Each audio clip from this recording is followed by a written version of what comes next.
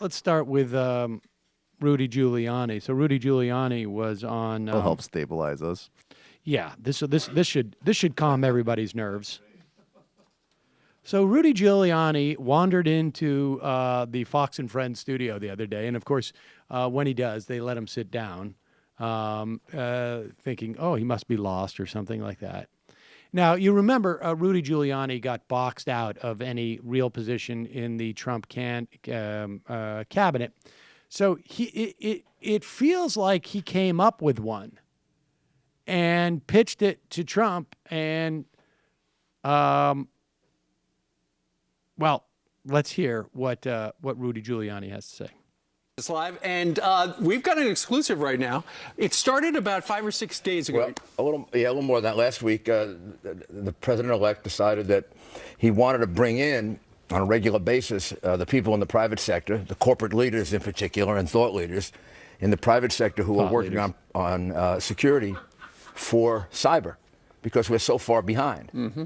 And it's his belief, which I share, that a lot of the solutions are out there. We're just not sharing them. It's like cancer. You know, there's cancer research going on all over the place. You'd almost wish they'd all get together in one room and maybe we'd find a cure. And my belief is, as always, that the answer to cybersecurity is going to be found in the private sector. Yep. That's where we have the great creativity. That's where we have the huge amount of money. And that's where we have these great companies, the greatest in the world. So the idea here is to bring together corporate leaders and their technological people. President will meet with them on an ongoing basis, as well as anybody else in the administration. And who's going to head this up? Well, I'll coordinate the whole thing. I'll get the people in, make sure the meeting takes place, make sure they get the information from the private sector. So it'll do a couple of things. First of all, it'll give the government all the information available in the private sector. Number two, it'll form a little more connection between these people who are doing cybersecurity so they can work with each other. Some of them, if you put one and two together, you can end up with six. I mean, I go to El Alam a lot, for example. Okay.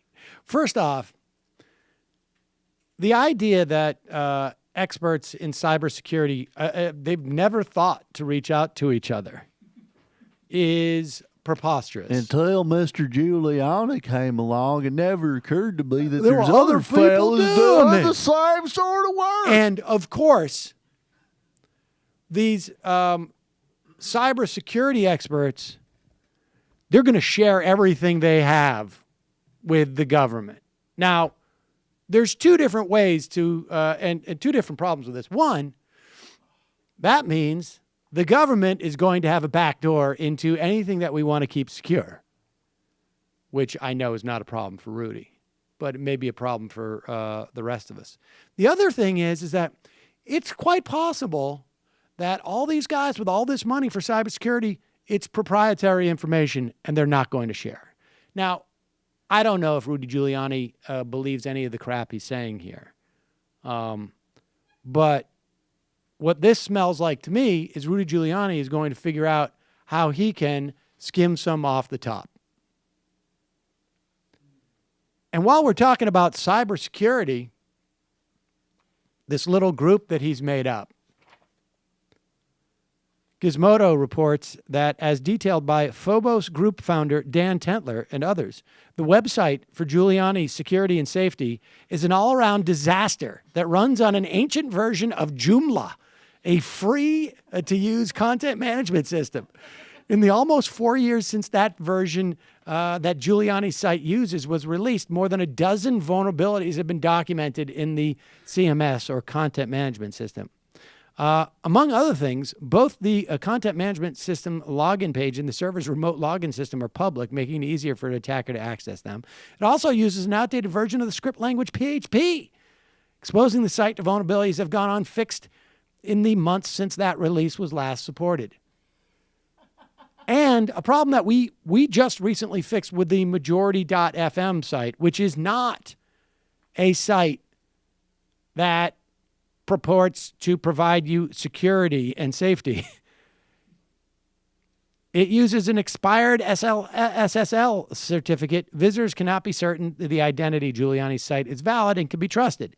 And because it enforces users to use secure HTTPS protocol, Communication is insecure by default. Good luck going to that site right now, though. The page is currently down. It also uses effing Adobe Flash, a well-known security disaster. So there you have it. Great stuff. Your security czar, riding off into the sunset to garner all sorts of government security contracts.